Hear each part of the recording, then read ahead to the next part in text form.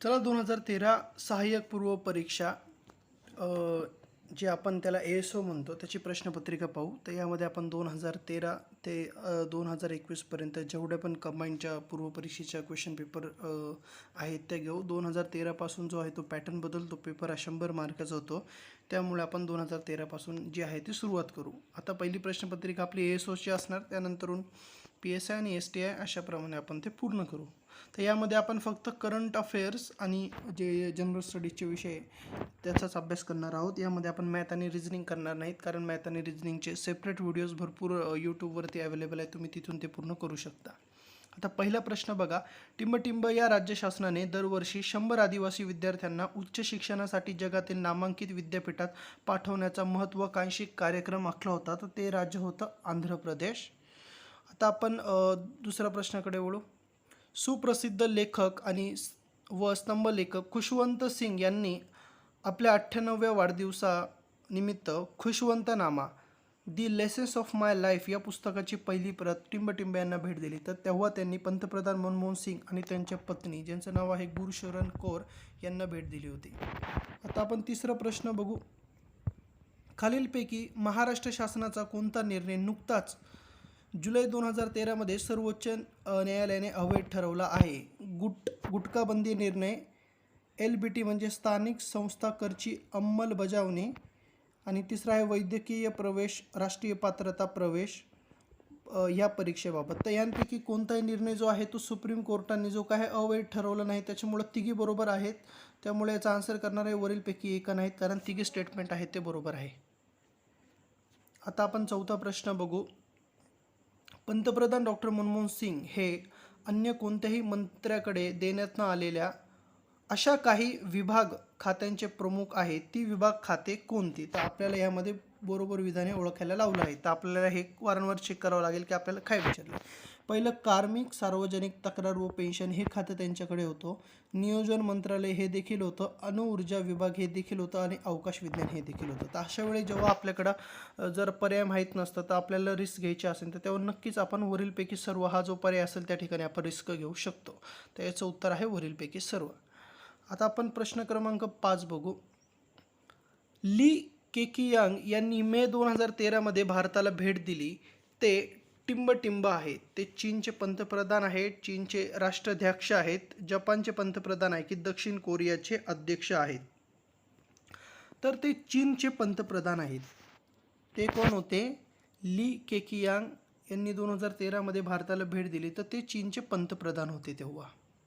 आता आपण पुढच्या प्रश्नाकडं वळूयात. सरबजीत सिंग ह्या भारतीय कैद्याचा पाकिस्तानात मधील उच्च दर्जाची सुरक्षा असलेल्या तुरुंगात अन्य कैद्यांकडून झालेल्या अमानुष हल्ल्यामुळे टिंबटिंब या हॉस्पिटलमध्ये त्यांचा मृत्यू झाला. तर त्या हॉस्पिटलचं नाव आहे हॉस्पिटल जिन्ना हॉस्पिटल. तर कोणत्या ठिकाणी त्यांचा मृत्यू झाला? जिन्ना हॉस्पिटलमध्ये. मुकेश अंबानी, 7वा प्रश्न बघूया. मुकेश अंबानी यांच्या कोणत्या कंपनीने 1200 म्हणजे 1200 कोटी रुपयांचा करार अनिल अंबानी यांच्या रिलायन्स कम्युनिकेशन बरोबर एप्रिल 2013 मध्ये त्यांनी केला? April 2013. Reliance petroleum, Reliance industrial infrastructure limited की रिलायन्स जिओ इन्फोकॉम लिमिटेड? आपल्याला माहिती आहे की रिलायन्सचा अगोदर रिलायन्स नावाने एक सिम यायचं, त्याच्यानंतर आता रिलायन्स जिओ जे आहेत ते आता सध्या खूप प्रचलित आहे. तर ते जे सिम होतं तर मुकेश अंबानी यांच्या कंपनीचं ते सिम होतं व 1200 कोटी रुपयाचा करार झाला आणि जे अनिल अंबानी यांनी काय केलं तो त्याच्यासोबत करार केलेला आहे. आता 8वा प्रश्न. कोणत्या विद्यापीठाच्या शास्त्रज्ञांनी भूकंपामुळे होणाऱ्या भयंकर सुनामीची जगभर तात्काळ पूर्वसूचना देणाऱ्या पद्धतीचे तंत्रज्ञान विकसित केले? तर ते आहे स्टॅनफोर्ड युनिव्हर्सिटी. पुढचा प्रश्न 9वा. राफेल नदालने टिंबटिंब या प्रतिस्पर्ध्यावर निर्णायक मात करून 8व्यांदा फ्रेंच ओपन हा किताब मिळवणारा पहिला खेळाडू हा सन्मान प्राप्त केला, ज्याने 8व्यांदा काय आहे तो फ्रेंच ओपन जिंकलेला आहे? तर डेव्हिड फेरर. तर याच्यावरती मात करून कोणावरती? राफेल नदाल आणि डेव्हिड फेरर यांच्यावरती मात करून 8व्यांदा काय होतं तेव्हा फ्रेंच ओपन जिंकला होता. तर आता जेव्हा पण प्रश्न येईल फ्रेंच ओपनवरती तर मिनिमम त्यांचे 8 जे असणार आहेत टायटल फ्रेंच ओपनचे ते आपल्याला माहिती असणार आहे. आणि डेव्हिड फेरर यांना त्यांनी काय हरवलेलं होतं. 10वा प्रश्न करंट अफेअर्सवरचा. 2013च्या जागतिक विद्यापीठ दर्जानुसार मुंबईची इंडियन इन्स्टिट्यूट ऑफ टेक्नॉलॉजी कोणत्या स्थानावरती आहे? तर ती आहेत 19व्या स्थानावरती. तर कोणत्या जागतिक विद्यापीठ दर्जा, ओके, यांचा इंडेक्स लक्षात ठेवा. यांच्यानुसार Indian Institute of Technology IIT ही कितव्या स्थानावरती आहे? तर ती 19व्या स्थानावरती आहे. 2013मध्ये इंग्लंडमध्ये झालेल्या ICC चॅम्पियन ट्रॉफी स्पर्धेत गोल्डन बॅट आणि मॅन ऑफ दी टुर्नामेंट हा सन्मान तेव्हा कोणाला मिळाला होता? तर तेव्हा शिखर धवन यांना 2013मध्ये ICC चॅम्पियन ट्रॉफीमध्ये गोल्डन बॅट आणि मॅन ऑफ दी टुर्नामेंट हा किताब त्यांना मिळालेला होता. तर याच्यावरती प्रश्न येऊ शकतो. 12वा प्रश्न. 25 मे 2013 रोजी नक्षलवाद्यांनी भारतीय राष्ट्रीय काँग्रेस नेत्यांच्या पथकावर छत्तीसगडमधील सुकमा जिल्ह्यातील टिंबटिंब खोऱ्यावरती हल्ला केला. तर ते आहे दरभा खोरं. 25 मे 2013 रोजी नक्षलवाद्यांनी भारतीय राष्ट्रीय काँग्रेसच्या नेत्यांच्या पथकावर म्हणजे यांची रॅली असेल त्यांच्या पथकावर छत्तीसगडमधील सुकामा जिल्ह्यातील कोणत्या खोऱ्यात हल्ला केला? तर दरभा हा खोरा आहे. ह्यामध्ये काय नक्षलवाद्यांनी त्या ठिकाणी हल्ला केला होता. आता 13वा प्रश्न. काँग्रेसचे अनुभवी नेते विद्याचरण शुक्ला यांचे नुकतेच निधन झाले. ते टिंबटिंब यांचे चिरंजीव होते. तर ते मध्य प्रदेशाचे पहिले मुख्यमंत्री यांचे ते चिरंजीव होते. काँग्रेसचे अनुभवी नेते कोण? विद्याचरण शुक्ला यांचे काय आले नुकतंच त्यावेळेस निधन झालं होतं. ते मध्य प्रदेशचे पहिले जे मुख्यमंत्री असेल तर त्यांचे काय होते ते चिरंजीव होते. आता एव्हरेस्ट शिखर पादांकरात करणारी खालीलपैकी पहिली अपंगा महिला कोणती? Who among the following is the first female amputee to climb Mount Everest? तर त्याचं उत्तर असणार आहे अरुणिमा सिन्हा.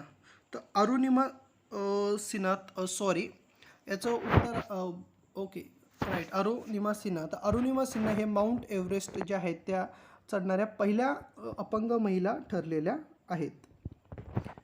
आता पुढचा प्रश्न बघतो मी त्याच्यातला. ओके बघूया 15वा प्रश्न. श्री शशिकांत शर्मा यांच्या बाबतीत कोणते विधाने बरोबर आहेत? ते संरक्षण खात्याचे भूतपूर्व सचिव आहेत. त्यांनी नियामक व महालेखापरीक्षक पदाची शपथ घेतली. त्यांनी श्री विनोद राय यांची जागा घेतली. तर याचं उत्तर आहे ऑप्शन क्रमांक 4 वरीलपैकी सर्व बरोबर. श्री शशिकांत शर्मा यांच्या बाबतीत कोणते विधाने बरोबर आहेत? तर शक्यतो अशा लॉंग स्टेटमेंटला वरीलपैकी सर्व रिस्क घ्यायला काय हरकत नाही जर रिस्क घ्यायची गरज पडेल तर. ते संरक्षक खात्याचे भूतपूर्व सचिव होते. त्यांनी नियामक व महालेखा परीक्षक पदाची शपथ घेतली. त्यांनी श्री विनोद रॉय यांची जागा घेतली होती. आता राष्ट्रपतींकडून पंतप्रधानांची निवड खालीलपैकी कोणत्या निकषावरती होते? आता हे जे क्वेश्चन्स आहेत हे थोडेसे आपण विचारपूर्वक घेऊयात. तर बघू. ती व्यक्ती लोकसभेतील बहुमतकारी पक्षाचा नेता असावी. काय विचारले? राष्ट्रपतींकडून पंतप्रधान पदाची निवड खालीलपैकी कोणत्या निकषावरती केली जाते? ती व्यक्ती लोकसभेतील बहुमतकारी पक्षाची नेता असावी. बरोबर. आपल्याला फक्त लोकसभाचा बहुमतकारी नेता हवा असतो कारण राज्यसभेवरती आपलं काय असतं जे स्टेट सर्व्हिस असतं त्यांची जी विधानसभा आहेत ते त्यांचे मेंबर्स राज्यसभेवरती पाठवते. म्हणून पहिलं स्टेटमेंट आहे बरोबर आहे. ती व्यक्ती राष्ट्रपतीच्या मर्जीतली असावी.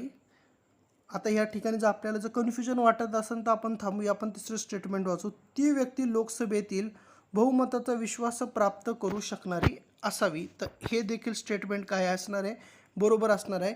संबंधित व्यक्तीच्या पक्षाला लोकसभा किंवा राज्यसभेमध्ये बहुमत असले पाहिजे. आता या ठिकाणी ऑप्शन क्रमांक डी हे रॉंग आहे. त्यामुळं येथे ऑप्शन क्रमांक डी आहे. त्याच्यामुळे पर्याय उरतात ऑप्शन क्रमांक ए आणि सी, ऑप्शन क्रमांक ए आणि बी आणि ऑप्शन क्रमांक ए. तो ऑप्शन क्रमांक ए आणि सी ह्या ठिकाणी जे आहे ते बरोबर उत्तर असणार आहे. ती व्यक्ती राष्ट्रपतीच्या मर्जीतील असावी. तर ती व्यक्ती ही राष्ट्रपतीच्या मर्जीतील असावी हे स्टेटमेंट रॉंग आहे. तर तर बरोबर स्टेटमेंट फक्त ऑप्शन क्रमांक ए आणि ऑप्शन क्रमांक सी. ठीक आहे, ह्या ठिकाणी थांबण्याचं कारण म्हणजे भरपूर ठिकाणी हा प्रश्न फसण्याची शक्यता असते की पंतप्रधान हा राष्ट्रपतीच्या मर्जीतील असावा, तर हे या ठिकाणी रॉंग स्टेटमेंट ठरतं.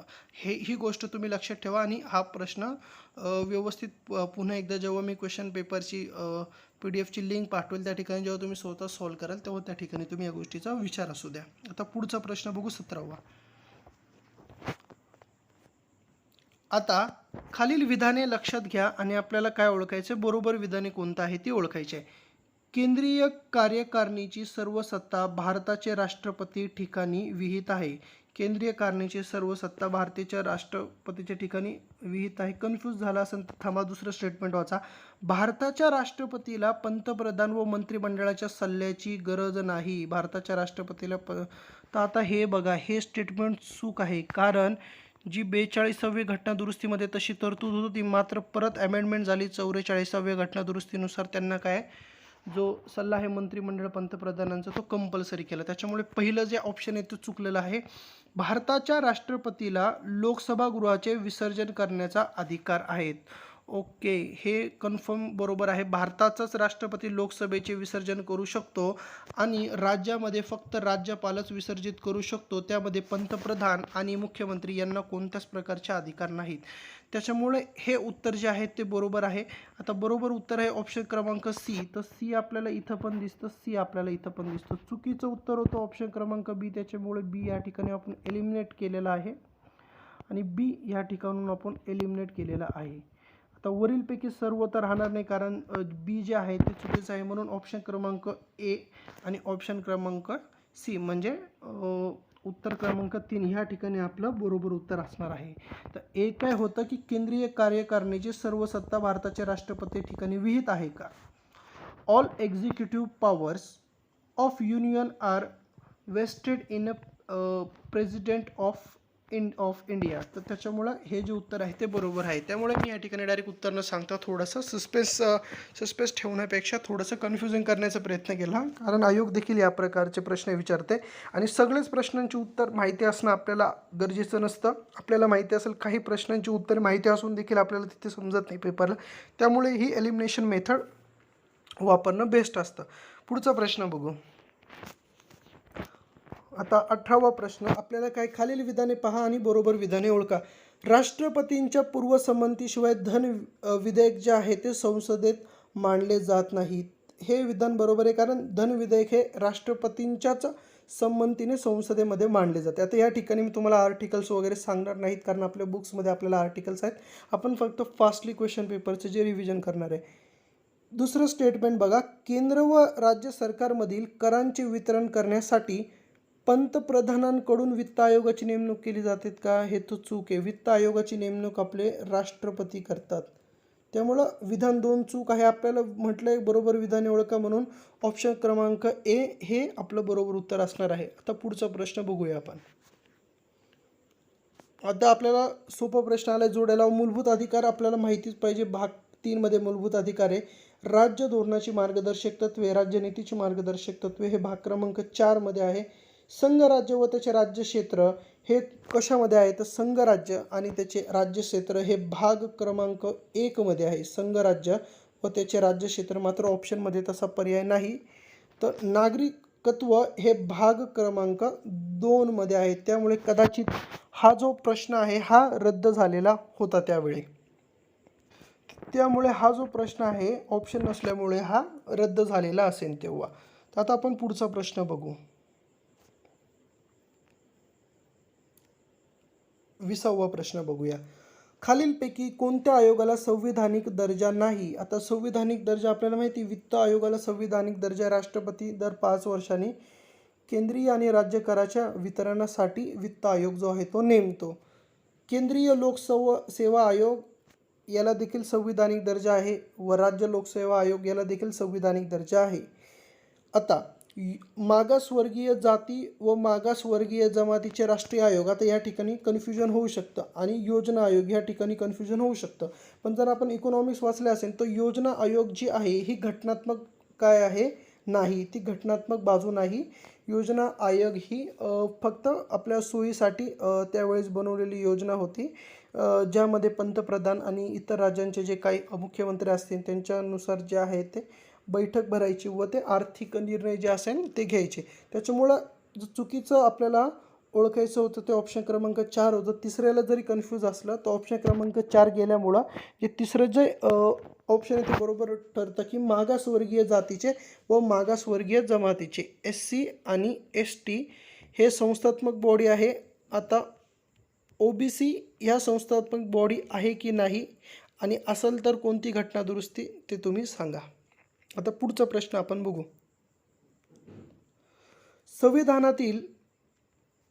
संविधानातील कोणत्या संविधान दुरुस्ती म्हणजे घटना दुरुस्तीनुसार पंचायत समितीला संविधानिक अधिकार प्राप्त झाला आहे? तर घटना दुरुस्तीत 73वी सर्वांना माहिती आहे. यानुसार जे आहेत ते पंचायत समितीला संविधानिक अधिकार प्राप्त झाला आहे. आता इंग्लिशमध्ये वाचलं तर पंचायत समिती, ग्रामपंचायत, पंचायत समिती, जिल्हा परिषद याच्यातलं काही जरी विचारलं तरी 73वी घटना दुरुस्ती व शहरी स्थानिक स्वराज्य संस्था याच्यामध्ये नगरपंचायत वगैरे असतील, महानगरपालिका असतील, तर या नगर परिषद देखील असतील, ते ह्या 74व्या घटना दुरुस्तीनुसार झालेला आहे. आता आपण पुढचा प्रश्न बघू. प्रश्न क्रमांक 22. खालीलपैकी कोण संविधान सभेच्या सदस्यत्व होत्या? विजयालक्ष्मी पंडित होत्या, सुब्बालक्ष्मी होत्या, सरोजिनी नायडू होतात. तर बघा, सरोजिनी नायडू हे फेमस नाव आहे, हे तुम्ही लक्षात ठेवा. सुचेता कृपलानी ह्या होतात आणि विजयालक्ष्मी पंडित ह्या देखील होतात. सुब्बालक्ष्मी ह्या नव्हत्या, यांच्यावरती खूप वेळा प्रश्न आलेला आहे. सुब्बालक्ष्मी हे नाव लक्षात ठेवा की ह्या ज्या होतात त्या संविधान सभेच्या काय होतात, ह्या सदस्य नव्हत्यात. त्यामुळे आपल्याला विचारलं आहे कोण संविधान सभेचे सदस्य होतात. बी आपलं ऑप्शन जे आहे ते येत नाही, त्याच्यामुळं ह्या ठिकाणी बी जे आहे ते एलिमिनेट झालेलं आहे. त्यानंतरून ह्या ठिकाणी बी हे देखील एलिमिनेट होईल, त्यानंतरून इथं देखील एलिमिनेट होईल. त्यामुळं ऑप्शन क्रमांक 2 हे आपलं बरोबर उत्तर असणार आहे. आता दुसरा प्रश्न की 17 जून 1948ला घोषित करण्यात आलेल्या भाषावर प्रांत रचना आयोगाचे अध्यक्ष कोण होते? तर ते न्यायमूर्ती SK दार हे आपल्याला माहिती आहे की भाषावर प्रांत रचना आयोगाचे ते अध्यक्ष होते. खालील तरतुदींपैकी कोणती तरतूद भारतीय संविधानाच्या 7व्या परिशिष्टामध्ये समाविष्ट करण्यात आलेली आहे? तर याचं उत्तर असणार आहे केंद्र, राज्य आणि समवर्ती सूची. ह्या कितव्या परिशिष्टामध्ये? 7व्या परिशिष्टामध्ये आहे. तर परिशिष्टाचा जो क्रम आहे तो तुम्हाला माहिती असेल तर तुम्ही जो कमेंट बॉक्समध्ये कळवा. त्यापैकी केंद्र, राज्य, समवर्ती सूची हे परिशिष्ट खूप इम्पॉर्टंट आहे. त्यानंतरचं एक परिशिष्ट आहे ते आहे पक्षांतर बंदी संबंधीचं, ते कितवं आहे ते देखील तुम्ही सांगा. आता पुढचा प्रश्न आपण बघूया. एक मिनटं. हा जो क्वेश्चन्स आहे हा जेव्हा तुम्ही क्वेश्चन पेपरवरती लिहाल तर सर्व परिशिष्ट जे आहेत ते एका क्रमाने ते काय करणार आहे, जेवढे परिशिष्ट आहेत संविधान निर्मितीच्या वेळेस किती होते, त्याच्यानंतरून किती वाढले, अगोदर 8 होते, सध्या 12 आहेत. 11व 12व परिशिष्ट तुम्हाला जर मी सांगितलं तर ते सोपं पडतं, कारण 11व जे परिशिष्ट आहेत ते ग्रामीण शहरी जे आहेत संस्था त्यांच्यावरती आहे, स्थानिक स्वराज्य संस्थावरती, आणि जे 12व आहे ते शहरी स्थानिक स्वराज्य संस्थावरती आहेत. बाकीचे हे जे 7वं आहे हे इम्पॉर्टंट आहे. बाकीचे आहे ज्यांचा क्रम असा 1, 2, 3 नुसार तुम्ही इथं साईडला लिहून घ्या, कारण पुढचे जे क्वेश्चन पेपर येईल त्याच्यामध्ये तुम्हाला लिहायची जी आहे ती गरज नाही पडणार आणि ते लक्षात राहून जाईल. पुढचा प्रश्न बघू आपण. भारतीय संविधानाच्या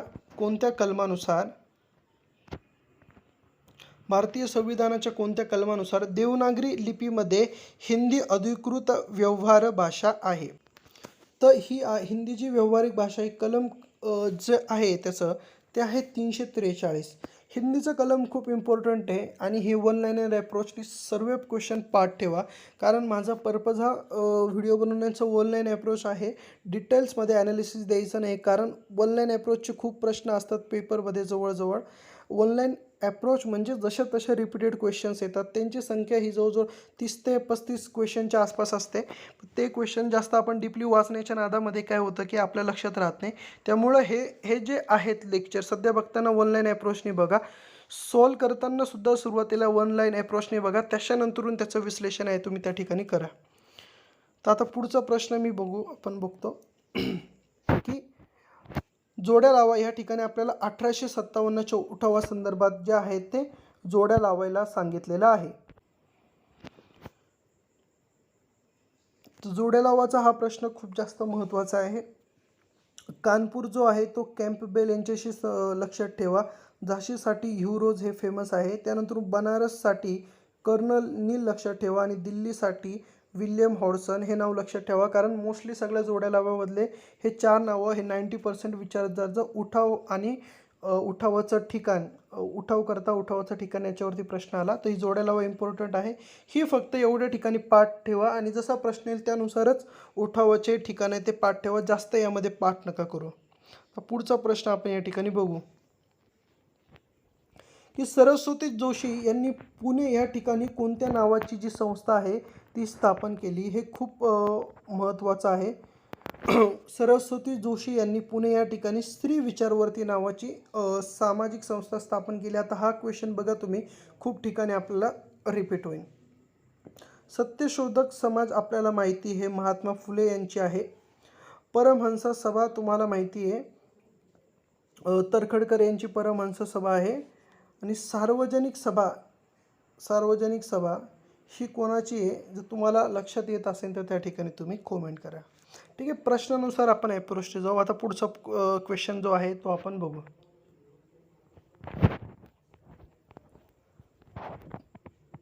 आता हा महत्त्वाचा प्रश्न आहे. बॉम्बे असोसिएशन या संस्थेच्या स्थापनेबाबतचा हा प्रश्न या ठिकाणी आहे. उद्देश काय आहे बॉम्बे असोसिएशन? तर बॉम्बे असोसिएशनची स्थापना 1852 या ठिकाणी झालेली आहे. महाराष्ट्राची पहिली राजकीय संघटना असं म्हणून बॉम्बे असोसिएशन याचा उल्लेख होतो. मुंबईला स्थापन झालेली आहे नावाप्रमाणे बॉम्बे असोसिएशन ही संस्था. तर पहिलं स्टेटमेंट बघू. हिंदी लोकांचा राज्यकारभारात समावेश असावा याची दखल घेणे. ॲब्सोल्युटली बरोबर स्टेटमेंट आहे. हिंदी लोकांचा राज्यकारभारात समावेश नसावा हे पाहणे. नेगेटिव्ह स्टेटमेंट कशाला असणार आहे, त्याच्यामुळे हे स्टेटमेंट जे आहे ते चुकीचं आहे. इंग्रजांविरुद्ध सत्याग्रह करावा हे ठरवणे हे चूक आहे. कारण सत्याग्रह हे तत्त्व भारतामध्ये महात्मा गांधी यांनी आणलेले सत्याग्रहाचे तत्त्व. त्याच्यामुळे 1852 साली म्हणजे काँग्रेसच्या स्थापनेच्या पण 1885ला काँग्रेसची स्थापना झाली, त्याच्या पण 40-45 वर्षापूर्वी सत्याग्रह हे काही या ठिकाणी संबंध नव्हता. त्याच्यामुळं बी व सी चुकीचं आहे. डी वाचू. सनदशीर मार्गाने लोकांची गारहाणे सरकारपर्यंत पोहोचवणे. त्याच्यामुळं हे विधान बरोबर आहे. ऑप्शन क्रमांक ए आणि डी हे बरोबर आहे. ऑप्शन क्रमांक 1 इज अ राईट आन्सर. तर यामध्ये सहभाग कोणाचा होता? जगन्नाथ शंकर शेठ आणि दादाबाई नौरोजी हे 2 महत्त्वाचे लोक होते. यांचं नाव या ठिकाणी तुम्ही लक्षात ठेवा. मुंबईमध्ये यांची इमारत होती आणि पैशांची कमतरता नव्हती. कारण या ठिकाणी भरपूर जे पारसी संप्रदाय आहेत किंवा जे पण मोठे पैसावाले लोक होते त्यांचं या ठिकाणी खूप जास्त सपोर्ट होता या संघटनेला. आता पुढचा प्रश्न बघू. 29वा. तर मी बेसिक का सांगतोय, कारण बेसिक जास्त इम्पॉर्टंट आहे. नंतरून डीप केलं तर हरकत नाही, पण बेसिक अगोदर चांगलं व्हायला हवं. आता 29वा प्रश्न बघा.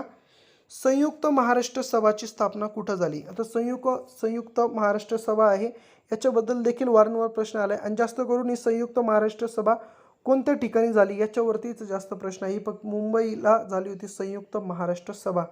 स्थापना याची सभा कोणत्या ठिकाणी झाली की मुंबईला या ठिकाणी संयुक्त महाराष्ट्र सभा स्थापन झाली. एवढंच नाव सध्या तुम्ही डोक्यामध्ये असू द्या. जसं आपण पुढचे क्वेश्चन घेऊ, कारण त्याच्यामध्ये आपल्याला डिटेल ॲनालिसिस होऊन जाईल, कारण थोडं क्वेश्चनच्या टाईपमध्ये देखील पुढे बदल होईल. आता 30वा प्रश्न. ब्रिटिश सत्तेविरुद्ध संघर्ष करण्याची प्रेरणा क्रांतिकारकांना कोणत्या नाटकामुळे मिळाली? त्याच्यात ते कीचकवध जे नाटक आहे खूप फेमस आहे.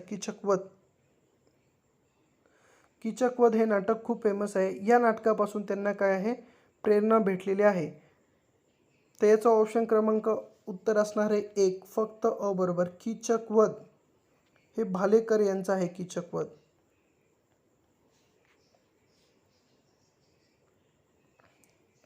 कीचकवध हे नाटक आहे भालेकर यांचं आहे आणि लोकमान्य टिळक यांच्याशी त्यांचा निकटचा संबंध आहे. मला आता त्यांचं नाव नाही आठवत आहे, पण त्यांचं नाव हे भालेकरच असणार आहे आणि लोकमान्य टिळकांचा त्यांच्याशी खूप जवळचा संबंध आहे. कदाचित कृष्णराव भालेकर असं त्यांचं नाव आहे.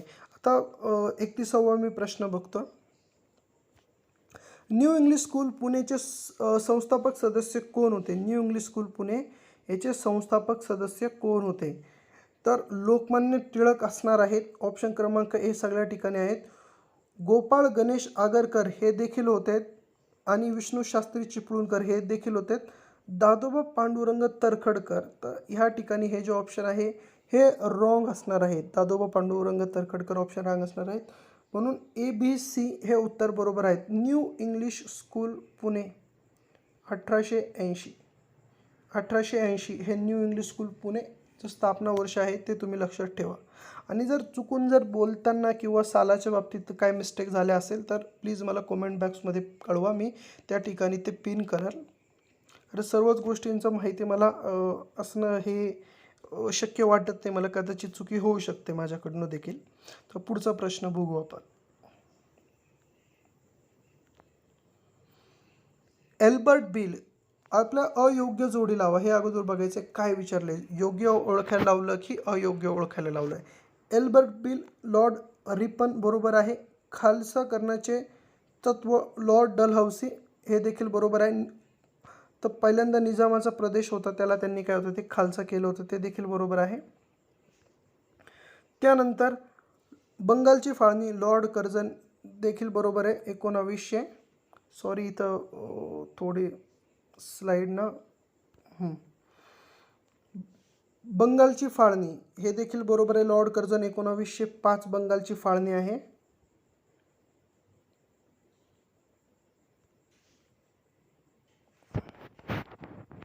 त्यानंतर काँग्रेसची स्थापना, तर काँग्रेसची स्थापना ही लॉर्ड लिटन याच्या काळात झाली नाही. तर लॉर्ड लिटन जे आहेत यांनी वृत्तपत्रावरती काय आहेत ते बंधनं टाकलेले होते, ती गोष्ट तुम्ही लक्षात ठेवा.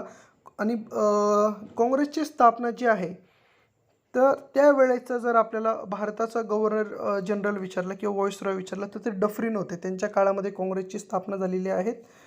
त्याच्यानंतरून जे मेन होते ते ॲलन ह्यूम, ते त्या ठिकाणी महत्त्वाचे होते काँग्रेसच्या स्थापनेच्या वेळी. त्यांनी पहिलं अधिवेशन 1885ला काँग्रेसची स्थापना झालेली आहे. मुंबईमध्ये झालेली आहेत. संस्कृत तेजपाल विद्यालय ह्या ठिकाणी झालेले आहेत. ते होणार होतं पुण्याला. पुणे सार्वजनिक सभा हे ऑर्गनाईज करणार होते, मात्र त्या ठिकाणी पुण्यामध्ये कॉलराची साथ होती. ठीक, प्लेगची साथ नव्हती. भरपूर जणांना वाटतं त्या ठिकाणी प्लेग होतं, तर त्या ठिकाणी होती कॉलराची साथ. लक्षात ठेवा, कॉलराची साथ होती. तर त्या कॉलराच्या साथीमुळं ते कुठे मुंबई या ठिकाणी शिफ्ट झालं होतं. आणि व्यंकेश बॅनर्जी हे पहिले अध्यक्ष होते. व्यंकेश बॅनर्जी होते ते हे पहिले अध्यक्ष होते. ब्रिटिशांचा सपोर्ट होता त्याच्यामध्ये, पण व्यंकेश बॅनर्जी हे त्याचे पहिले अध्यक्ष होते. तर काँग्रेसची स्थापना लॉर्ड लिटन येत नाही, इथं डफरीन पाहिजे होतं. जर ॲज अ गव्हर्नर जनरल म्हणून विचारलं, जर ॲज अ गव्हर्नर जनरल नाही विचारलं तर सपोर्ट कोणी दाखवला होता? ॲलन ह्यूम, रिटायर्ड ऑफिसर होते ते ब्रिटिश ईस्ट इंडिया कंपनीचे. असं आलं असतं तरी बरोबर असतं, कारण स्पेसिफिक काही त्या ठिकाणी केलेलं नाही. सो 33वा प्रश्न बघू. लोकमान्य टिळकांशी संबंधित खालील घटनांची अनुक्रमे रचना करा. तर हा प्रश्न देखील 3 ते 4 वेळा आलेला आहेत. आता 2 वर्षापूर्वी हा प्रश्न येऊन गेलेला आहे. तर याचं ऑप्शन क्रमांक 3 जे आहेत ते बरोबर उत्तर आहेत लोकमान्य टिळकांच्या बाबतीत. ते बघा, सगळ्यात अगोदर गणेश उत्सव त्यांनी स्टार्ट केला.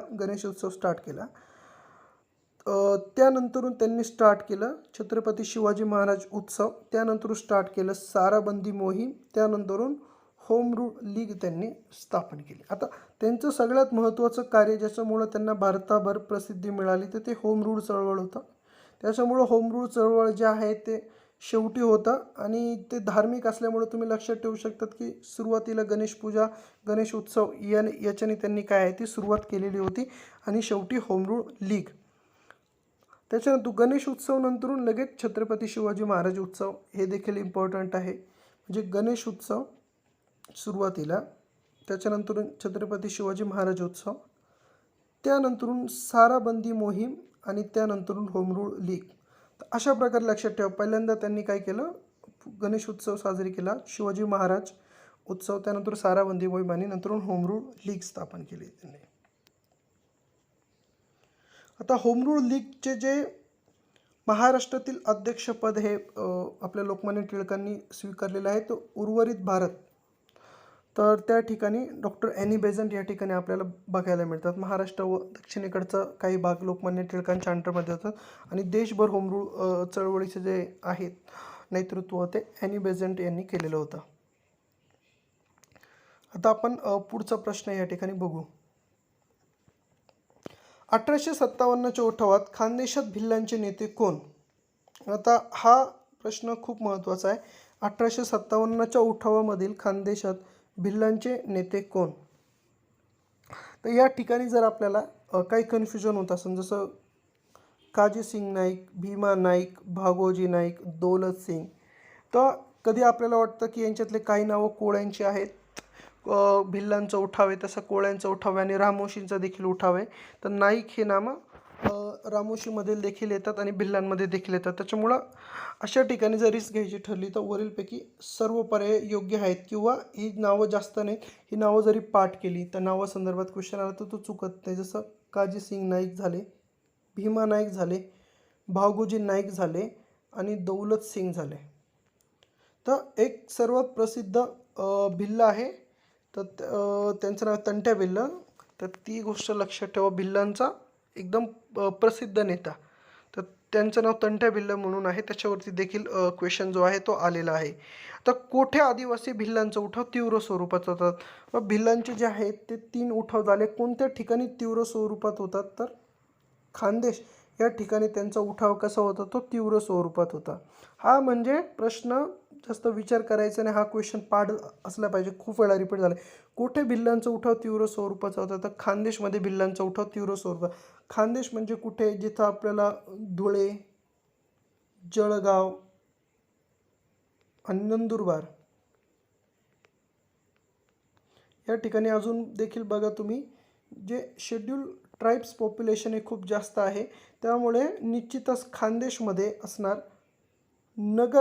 नगर ह्या ठिकाणी जे पॉप्युलेशन आहे आदिवाशांचं, मात्र इतकं नाही आहे जितकं जे ह्या इतर ठिकाणी आहे. कोल्हापुरात देखील नाही आहे आपल्याला आणि सोलापुरात देखील भिल्लांचं एवढं पॉप्युलेशन नाही आहे जेवढं खानदेशात होतं. तर त्यामुळं असं लक्षात ठेवा की खानदेशमध्ये भिल्लांचा उठाव तीव्र होता. तर सगळं माहिती असल्याची आपल्याला गरज नाही. आता 36 भारतीय राष्ट्रसभेचे ग्रामीण भागातील पहिले अधिवेशन फैजपूर काँग्रेस येथे झाले. तर त्याचे अध्यक्षपद कोणी भूषवलं होतं? तर त्याचं अध्यक्षपद लक्षात ठेवा, ते जवाहरलाल नेहरू यांनी भूषवलेलं होतं. आणि हे भारतातील ग्रामीण भागाचं पहिलं जे काय होतं फैजपूर हे अधिवेशन होतं. आणि कोणत्या ठिकाणी झालेलं होतं ग्रामीण भागातलं पहिलं अधिवेशन? आपलं जळगाव, महाराष्ट्र या ठिकाणी हे अधिवेशन काय ते भरले. आतापर्यंत याच्यावरती डेट आहे ती कधी विचारली गेलेली नाही. तर पुढचा प्रश्न बघू आपण. भारत छोडो आंदोलनात देशात कोठे प्रति सरकार स्थापन झालं? प्रति सरकार म्हटलं की तुम्हाला सातारा ही गोष्ट लक्षातच आली पाहिजे. क्रांतिसिंग नाना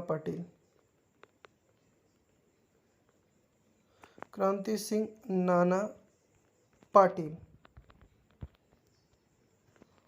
तर ही गोष्ट तुम्ही लक्षात ठेवा. आणि इतिहासाचं पुस्तक वाचायची गरज पडली भारताचं, तो फक्त आधुनिक भारताचा इतिहास 8वी, आणि याच्यात जोडीला फक्त अप्पा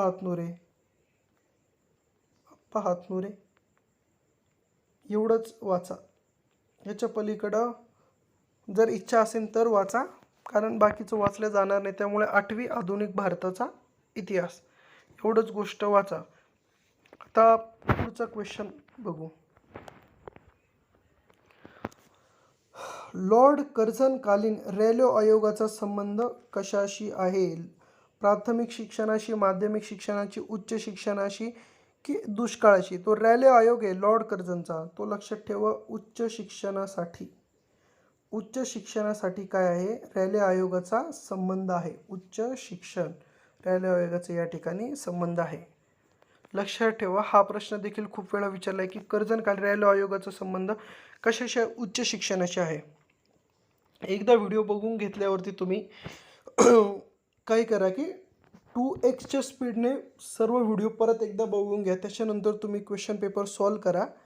1 लाईन अप्रोचने सॉल्व करा. सर्वात अगोदर तुम्ही क्वेश्चन पेपर जो आहे तो 1 लाईन अप्रोचने म्हणजे वर सॉल्व करा. तो सॉल्व झाल्यानंतर त्याचं डिटेल ॲनालिसिस लिहा. म्हणजे डेली एक क्वेश्चन पेपर जर केले तर ज्या आयोगाचे क्वेश्चन पेपर्स आहेत 2013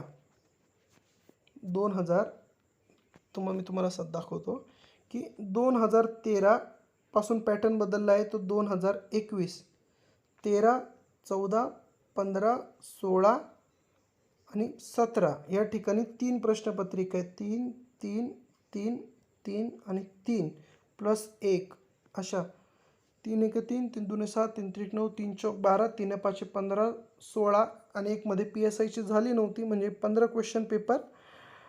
17च्या 15, 18, 16 त्याच्यानंतरून 19 17, 20 18, त्यानंतरून 21 जे आहे 19 म्हणजे जवळजवळ 19 क्वेश्चन पेपर आणि प्लस ग्रुप सीचा जो 2 ॲड केला तर म्हणजे जवळजवळ 22-23 क्वेश्चन पेपर एका महिन्यात आपल्या होतील जर आपण डिटेल ॲनालिसिस केलं. डेली एक क्वेश्चन पेपर जर आपण सॉल्व केले. बाकीचे क्वेश्चन पेपर मी गेलेच, फक्त या ठिकाणी मी प्रिलिमचे क्वेश्चन पेपर घेणार आहे कारण पेपरच्या दृष्टीने त्या सॉल्व करणं जास्त इम्पॉर्टंट आहे. 29वा प्रश्न, बॉम्बे प्रेसिडेन्सी असोसिएशनचे संस्थापक सदस्य कोण होते? बॉम्बे प्रेसिडेन्सी असोसिएशन म्हटलं ते फिरोज शाह मेहता हे ऑप्शन आलं पाहिजे. तर बी बी बी बी बी बी ठीक आहे, हे ऑप्शन आपण एलिमिनेट केलं. चला, फिरोज शाह मेहता. KT तेलंग हे ऑप्शन इम्पॉर्टंट आहे. ए इथं आहे, त्याच्यानंतर ए इथं आहे, त्याच्यामुळं हे ऑप्शन डिलीट झालं.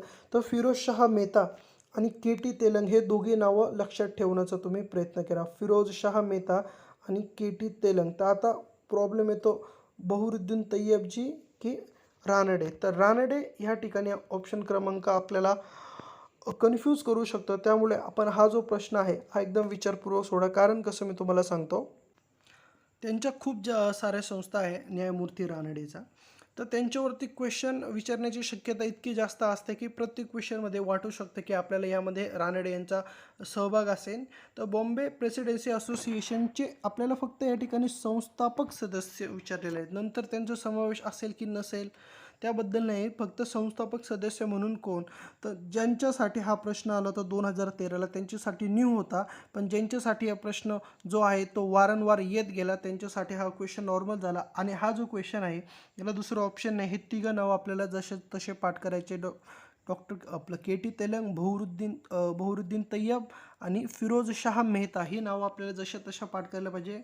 आणि रानडे यांना या ठिकाणी गाळलं पाहिजे कारण आपल्याला फक्त संस्थापक सदस्य विचारलेले ह्या प्रश्नावर या शब्दावरती खूप जास्त भर आहे.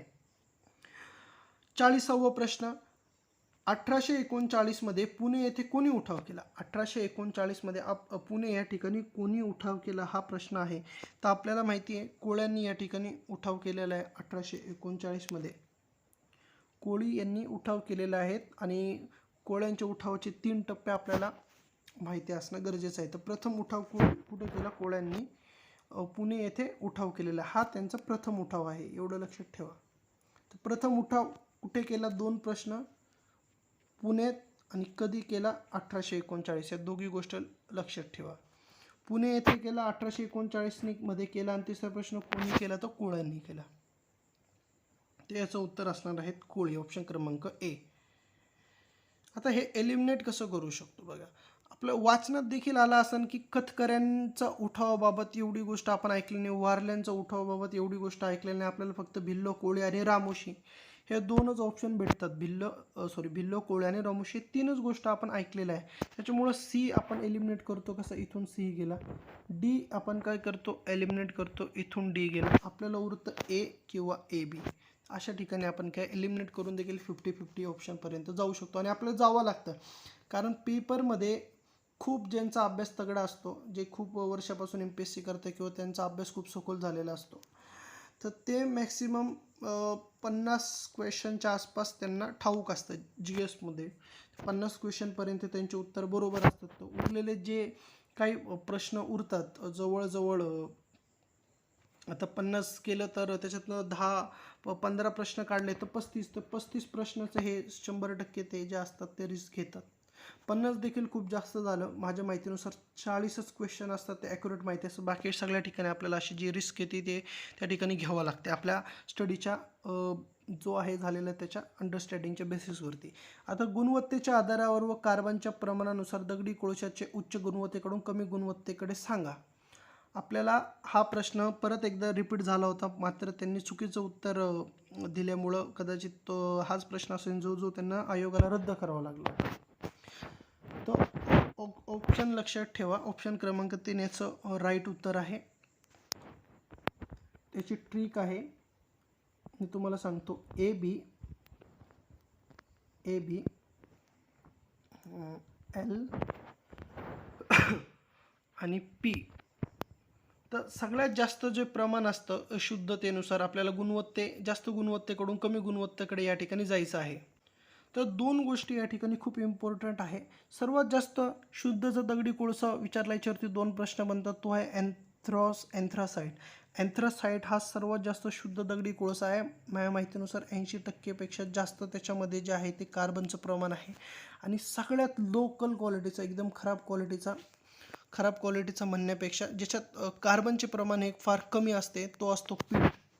जो पीठचा असतो किंवा पीठ म्हणतो त्याला, तर सगळ्यात कमी जे कार्बनचं प्रमाण असतं. तर जर आपल्याला सी अगोदर भेटला, सी इथं अगोदर भेटतोय, सी इथे, आणि एंडला बी शोधायचा पीठ, तो ते या ठिकाणी म्हणून ऑप्शन क्रमांक 3 या ठिकाणी बरोबर उत्तर असणार आहे.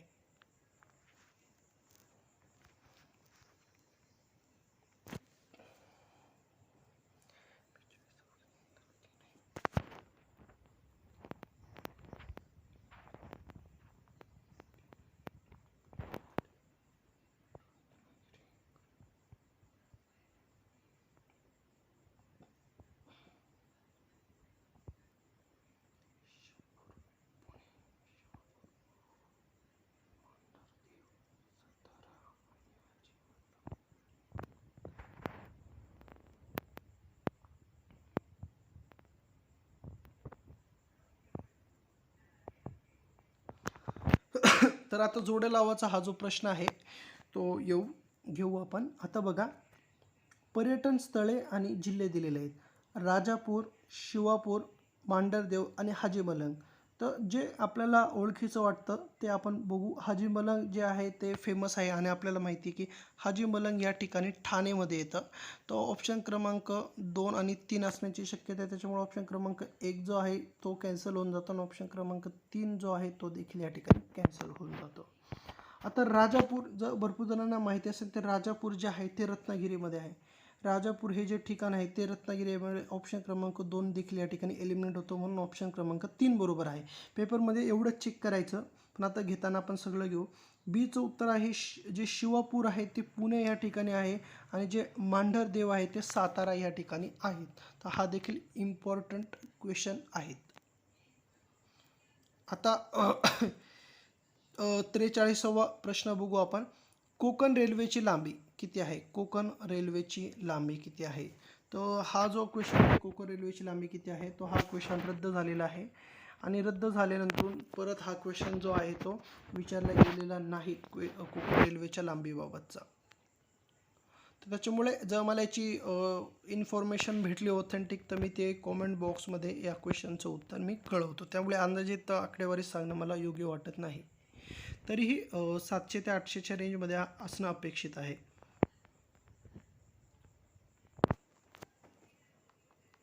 आता आपल्याला कोकणच्या ज्या आहेत, उत्तरेकडून दक्षिणेकडे गेल्यास जलविद्युत केंद्रांचा जो आहे तो योग्य क्रम जो आहे तो लावायला या ठिकाणी त्यांनी आपल्याला सांगितलेला आहे. तर या ठिकाणी जे जलविद्युत केंद्र आहे त्याचं बरोबर क्रम असणार आहे ऑप्शन क्रमांक 4, जे आहे भाटघर, कन्हेर, कोयना आणि राधानगरी. तर जेव्हा तुम्ही ही क्वेश्चन पेपर परत सॉल्व कराल त्या ठिकाणी तुमच्याकडे कंबाईनचं जे विश्लेषणात्मक बुक असेल अप्पा हातनुरेचं, त्या ठिकाणी हा जो क्वेश्चन्स आहे हा तुम्ही एकदा पूर्ण डिटेलमध्ये पाहून घ्या की याचं काय लिहिलेलं आहे. त्या खाड्याचा जो क्रम आहे, जर त्याची काही तुमच्याकडे मेथड असेल लक्षात ठेवण्याची, तर ती ह्या ठिकाणी तुम्ही नक्की जे आहे ती फॉलो करा. तर क्रम परत एकदा सांगतो, इम्पॉर्टंट आहे. भाटघर आहे, भाटघर नंतरून कन्हेर येतं, त्यानंतरून कोयना येतं आणि त्यानंतरून राधानगरी येतं.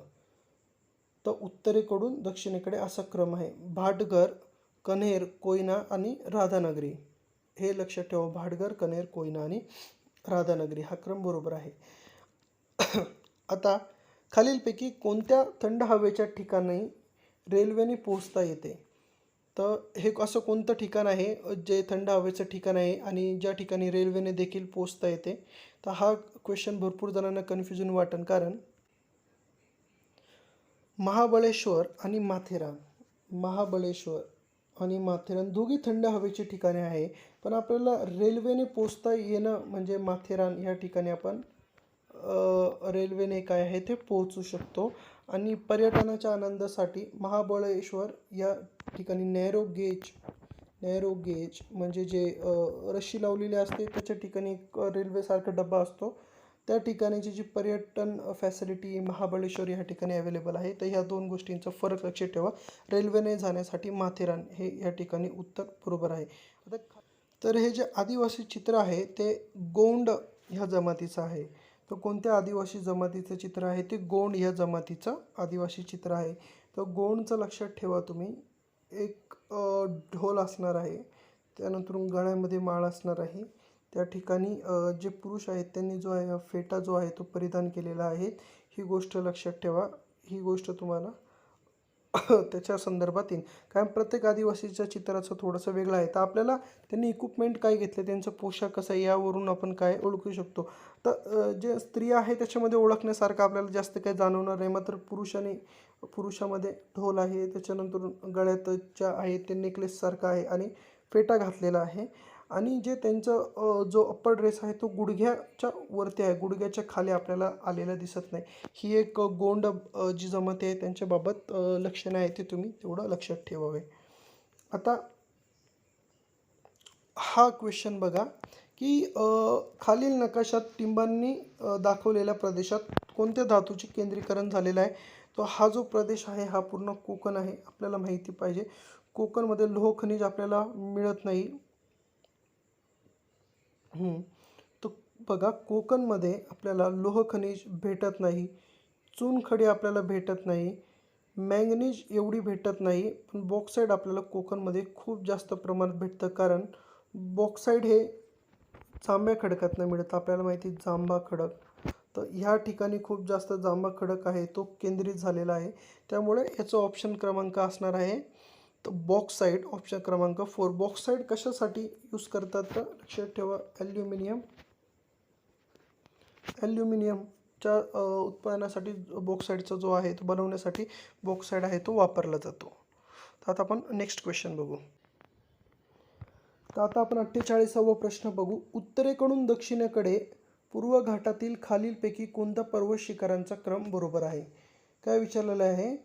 उत्तरेकडून दक्षिणेकडे म्हणजे ह्या ऑर्डरमध्ये खालीलपैकी कोणता पर्वत शिखरांचा क्रम बरोबर आहे? कोणता घाटातील विचारलेला आपला पूर्व घाट, म्हणजे भारताच्या या ठिकाणी आता श्रीलंका येतो.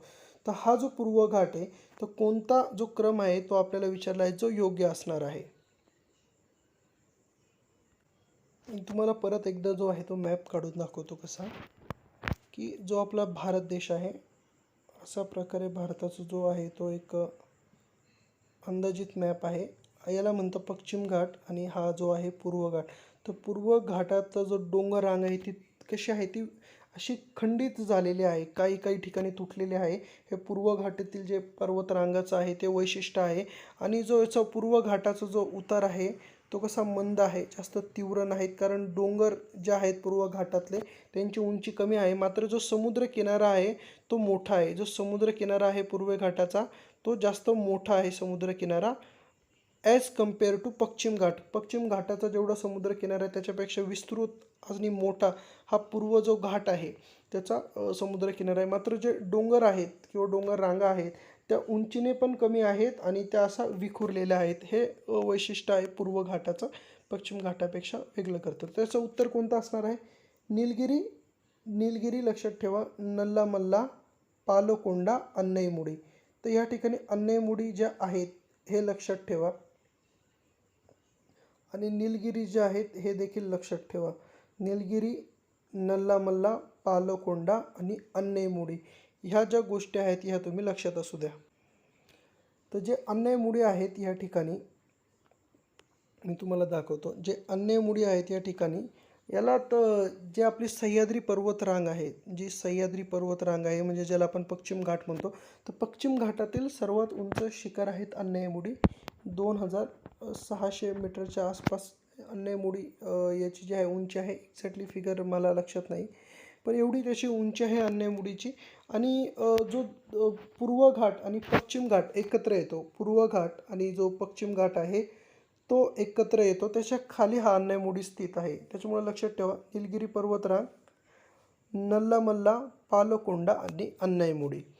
तर जी याची डिटेल इन्फॉर्मेशन आहे ती क्रमची ती मी कॉमेंट बॉक्समध्ये कळवेन आणि याची जी उंची आहे ती एक्झॅक्टली मी तुम्हाला कॉमेंट बॉक्समध्ये सांगतो. म्हणजे व्हिडिओ तुमच्याकडे येईपर्यंत त्याच्या अगोदरच तुम्हाला कॉमेंट बॉक्समध्ये जे आहे ते याची इन्फॉर्मेशन भेटून जाईल. त्यामुळे तुम्हाला या गोष्टीचं जे आहे चिंता करायची गरज नाही, कारण हा क्वेश्चन्स इम्पॉर्टंट आहे, फार रिपीटेड क्वेश्चन आहे. आता 49वा प्रश्न. खालील कोणते तळे चंद्रपूर जिल्ह्यात नाही? खालीलपैकी असे कोणते तळे आहेत जे चंद्रपूर जिल्ह्यामध्ये आहे ते स्थित नाही? तर अगेन हा जो आहे हा टफेस्ट क्वेश्चन आहे चंद्रपूर जिल्ह्याच्या बाबतीतचा. तर खालीलपैकी कोणते जे तळे ते चंद्रपूर जिल्ह्यात नाही? टफेस्ट म्हणजे ज्यांच्यासाठी हा पेपर झाला 2013ला त्यांच्यासाठी टफेस्ट आहे, कारण नवेगाव हे तळे जे आहेत ते चंद्रपूर जिल्ह्यामध्ये नाही. तर नवेगाव जे आहेत गोंदिया ह्या ठिकाणी असेल, नवेगाव गोंदिया. तर हे लक्षात ठेवा, तेव्हासाठी टफेस्ट आहे. बाकीचे आपल्या लक्षात ठेवायची गरज नाही. फक्त आता हा क्वेश्चन्स आला म्हणून आपल्या ॲज इट पार्ट पाहिजे की ताडोबा, घोडजरी, अस्सोलमेंढा. ताडोबा, घोडजरी, अस्सोलमेंढा हे तळे कुठे आहेत? हे तिघी तळे आहेत चंद्रपूर जिल्ह्यामध्ये. नवेगाव गोंदियामध्ये आहे. आता अस्सोलमेंढा जे आहे आदिवासी जे राईट्स आहे त्यांचं जतन करणारं गाव आहे. याच्यावरती ज्या आयोगाने प्रश्न केलेला आहे, जे वृक्षतोड वगैरे होते त्या बाबतीत आहे अस्सोलमेंढा. तर ज्यावेळेस तो क्वेश्चन येईल तो देखील क्वेश्चन आपण या ठिकाणी बघू. आता आपण पुढच्या क्वेश्चन्सकडे जाऊ. दक्षिण महाराष्ट्रातील खालीलपैकी कोणते माग आणि यंत्र गावांचे प्रमुख केंद्र आहे? कोणतं? दक्षिण महाराष्ट्रातील. आता आपल्याला या ठिकाणी दक्षिण महाराष्ट्रातील विचारलेलं आहे आणि खूप सोपा प्रश्न आहे. ॲज इट इज आता लक्षात ठेवा तुम्ही. याचं उत्तर ऑप्शन क्रमांक 2 होणार आहे, इचलकरंजी. मोबाईल माझा थोडासा हँग होतो आहे त्यामुळं सॉरी. पुढचा प्रश्न बघू आपण 51वा. हल्ली कोणत्या आण्विक केंद्र बंद करण्यात आलेले आहे? हल्ली खालीलपैकी कोणते आण्विक केंद्र जे आहे ते बंद करण्यात आलेले आहे ते आपल्याला या ठिकाणी विचारलेलं आहे. तर ठाणेमधील चोला जे आहेत आण्विक केंद्र आहे ते बंद आलेले आहेत. तर कधी कधी काय होतं, मला जे उत्तर आहे ते रिचेकिंग करावं लागतात, कारण तुम्हाला सांगताना माझ्याकडून जे कमीत कमी म्हणजे मिस्टेक नाही झाली पाहिजे याचा मी प्रयत्न करतो. त्यामुळे मी प्रत्येक वेळा जे आहे ते गरज पडल्यास काही क्वेश्चनचा आन्सर ते रिचेक करतो. त्याचं ऑप्शन क्रमांक 3 जे आहे ते बरोबर आहे. ठाणेमधील चोला हे आण्विक केंद्र जे होतं ते बंद करण्यात आलं होतं. पण जोड्या लावताना आपल्याला विचारतात की चोला जे आहे ते कोणत्या ठिकाणी स्थित आहे. 52 प्रश्न बघू. जोड्या लावा आणि ठिकाणं दिलेली आहेत आणि त्या ठिकाणाची काही वैशिष्ट्य आपल्याला दिलेली आहेत. तर अगोदर आपण नावं वाचून घेऊ. दीव, सालसेट, श्रीहरिकोटा, वेलिंग्टन आणि ऑप्शन दिले आहेत वाळूच्या दांडावरील बेट, नौदलाचे स्थानक, मासेमारीसाठी बेट आणि 7 बेटांचा समूह. तर जे वेलिंग्टन आहे ते माहिती पाहिजे आपल्याला, जे नौदलाचे स्थानक आहे वेलिंग्टन. त्यानंतरून दीवच्या बाबतीत फेमस आहे. दीव जे आहे ते मासेमारीसाठी जे आहे ते फेमस आहे. जरी तुम्हाला दीव नाही लक्षात आलं, तुम्हाला जे साल सेट आहे ते माहिती पाहिजे. साल सेट म्हणजे 7 बेटांचा समूह. साल सेट है ना, सेट म्हणजे काहीतरी समूह असेल, अशानुसार तुम्ही लक्षात ठेवा की साल सेट म्हणजे 7 बेटांचा समूह. साल सेट म्हणजे 7 बेटांचा समूह. तर श्रीहरिकोटा, तर श्रीहरिकोटा काय, वाळूच्या दांडावरील बेट आहे. वाळूच्या दांडावरील बेट आहे. परत एकदा हा क्वेश्चन करू आपण. दीव फेमस आहे मासेमारीसाठी. सालसेट हे कशासाठी फेमस आहे? सालसेट सांगितलं तुम्हाला, 7 बेटांचा समूह. श्रीहरिकोटा वाळूच्या दांडावरील बेट, तर वेलिंग्टन हे नौदलाचे स्थानक आहे. पुढचा प्रश्न बघू आपण. आता हा जो प्रश्न आहे हा देखील खूप महत्त्वाचा प्रश्न आहे. तर ह्यामध्ये आपल्याला विचारलं आहे, खालील नकाशामध्ये पश्चिम हिमालयातील 4 पर्वतरांगा दिलेल्या आहेत. त्यांनी क्रम पण दिलेला आहे 1 2 3 4. तर ह्या पर्वतरांगांचा दक्षिणेकडून उत्तरेकडचा क्रम आहे. आपल्याला ह्या ऑर्डरमध्ये त्यांचा क्रम ओळखायचा आहे. तर आपा आत्माराच्या पुस्तकामध्ये त्यांनी भारी सांगितलेलं आहे. ते शिपी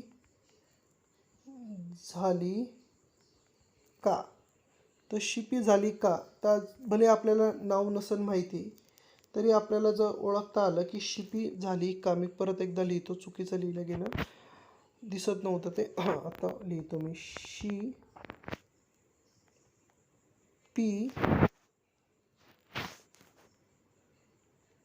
झाली का, शिपी झाली का. तर आता बघू आपण शिवालिक स्टार्टिंग लाईन.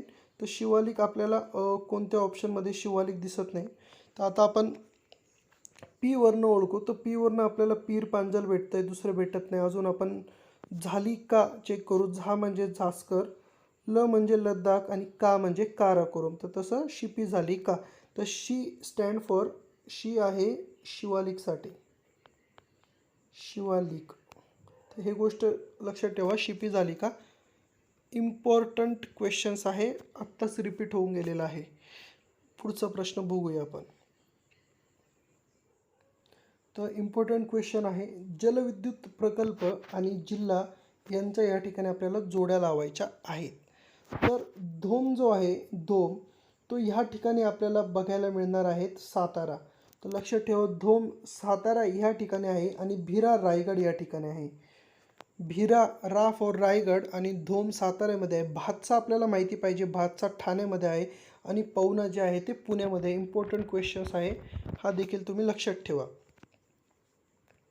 आता पुढचा प्रश्न बघू आपण, 55वा. खालीलपैकी कोणती लेणी सर्वात प्राचीन लेणी आहे. खूप वेळा रिपीटेड झालेलं आहे. सगळ्यात प्राचीन लेणी आहे पितळ खोरा लेणे, औरंगाबादमध्ये आहे. ओके, पितळ खोरा लेणे कुठे आहे, औरंगाबादमध्ये आहेत पितळखोरा लेणे. वेरूळ ही देखील औरंगाबादमध्ये आहे, एवढं लक्षात ठेवा. कारले बाजे हे देखील औरंगाबादमध्ये आहे. घारापुरी जी लेणी आहे ती मुंबईच्या जवळ आहे. तर ह्या गोष्टी तुम्ही लक्षात असू द्या. 56. 2012-13मध्ये रोखतेची स्थिती सुधारण्यासाठी रिझर्व्ह बँकेने काय केले. रोखतेची स्थिती 2012-13मध्ये सुधारण्यासाठी रिझर्व्ह बँकेने काय केले. In order to improve liquidity in 2013 and 40 the RBIने काय केले. CRR व SLR कमी केले. CRR व SLR कमी केले पण SLR बदलला नाही, की SLR कमी केला पण CRR बदलला नाही. आता इथं एक गोष्ट तुम्ही बघा, ती म्हणजे तर रोखतेची स्थिती सुधारवणे म्हणजे काय करणे, की बाजारामध्ये जास्तीत जास्त काय आहे, पैसा जो आहे तो सप्लाय करणे. बाजारामध्ये काय आहे, पैसा जो आहे तो जास्तीत जास्त सप्लाय करणे म्हणजे रोखतेची जी आहे ती स्थिती सुधारवणे, जनतेच्या हातामध्ये जास्त पैसा करणे. तर हे कधी होईल, जेव्हा CRR आणि SLR काय होतील, कमी केले जातील. किंवा काही होऊ शकतं, CRR SLR कमी केला जाऊ शकतो, बदलला जाऊ शकतो किंवा काही होऊ शकतं, त्या कंडिशननुसार होतं. आणि जर लॉजिकली जर बघितलं तर जनतेच्या हातात जर पैसा जास्त यावा म्हणून CRR आणि SLR जे आहे ते कमी केलं तर बँक काय देईल की जास्त लोकांना लोन देईल. त्याच्यामुळे लोकांकडे काय होईल, तो जास्त प्रमाणात कॅश जाईल आणि तो अर्थव्यवस्थेमध्ये जास्त प्रमाणात फिरेल. त्यामुळे त्यावेळेच्या करंटचा प्रश्न होता की CRR व SLR जो आहे तो कमी केला. CRR जो आहे तो कमी केला पण SLR बदलला नाही आणि SLR कमी केला तो CRR बदलला नाही. ही तेव्हाची ती कंडिशन नव्हती. तर CRR आणि SLR कमी केला. तर CRR म्हणजे कॅश रिझर्व्ह रेशो. तर CRR आणि SLR ह्या ज्या गोष्टी आहेत त्या आपण बघितलेल्या आहेत.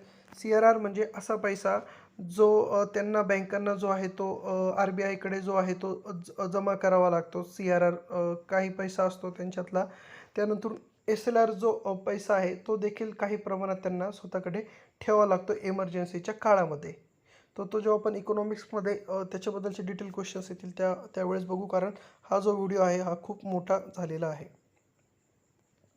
आता पुढचा प्रश्न बघू. आता हा आहे CAPART म्हणजे कॅपर्ट खालीलपैकी कशाशी संबंधित आहे किंवा कॅपर्ट खालीलपैकी कशाशी संबंधित आहे. ग्रामीण कल्याणकारी योजनांना मदत व त्यांचे मूल्यमापन करणे, कॉम्प्युटर हार्डवेअर निर्यात वृद्धीसाठी सल्ला पुरवणे की मोठ्या उद्योगांचे प्रदूषण नियंत्रित करणे. तर यांच्यापैकी काय आहे आपल्याला असं विचारलेलं आहे. तर आपण 58वा प्रश्न बघू. भारतातील पैसा पुरवठ्याचे M1 व M3 हे प्रकार खालीलपैकी कोणत्या नावाने ओळखले जातात. तर हे संकुचित व विस्तारित पैसा या नावाने ओळखले जातात. तर M1ला या ठिकाणी संकुचित पैसा म्हणतात, तर M3ला या ठिकाणी विस्तारित पैसा असे म्हणतात. तर एवढे नावं तुम्ही लक्षात ठेवा, M1 व M3 यांना काय म्हणतात. पुढचा प्रश्न बघू आपण. 2011च्या जनगणनेप्रमाणे भारताची एकूण लोकसंख्या खालीलपैकी किती होती. तर ती 121 कोटी ही भारताची लोकसंख्या होती. नवीन शेती विकासाच्या व्यूहरचनेमध्ये पुढीलपैकी कोणती बाब महत्त्वाची आहे. उत्पादकता वाढवण्यासाठी सेंद्रिय खतांचा वापर करणे बरोबर आहे. तुषार सिंचन ठिबक सिंचन पद्धतीचा वापर करणे बरोबर आहे. पशु विमा राबवणे बरोबर आहे. ग्रामीण भागातील दारिद्र्य जे आहे ते कमी करणे. तर या नवीन शेती जे व्यूहरचना याच्याशी काय संबंध नाही म्हणून ABC म्हणजे ऑप्शन क्रमांक 3 या ठिकाणी बरोबर उत्तर आहे. ऑप्शन क्रमांक 3. आता मानव विकास निर्देशांक ह्युमन डेव्हलपमेंट इंडेक्स मूलभूत 3 घटक कोणकोणते. तर याचं उत्तर आहे ऑप्शन क्रमांक 1 जन्माच्या वेळेचे अपेक्षित आयुर्मान, प्रौढ साक्षरता दर, स्थूल शिक्षण प्रवेश दर आणि दरडोई स्थूल राष्ट्रीय उत्पादन. परत एकदा बघू. जन्माच्या वेळी अपेक्षित आयुर्मान किती पाहिजे. प्रौढ साक्षरता दर म्हणजे त्याला स्थूल शिक्षण प्रवेश दर असे म्हणतात.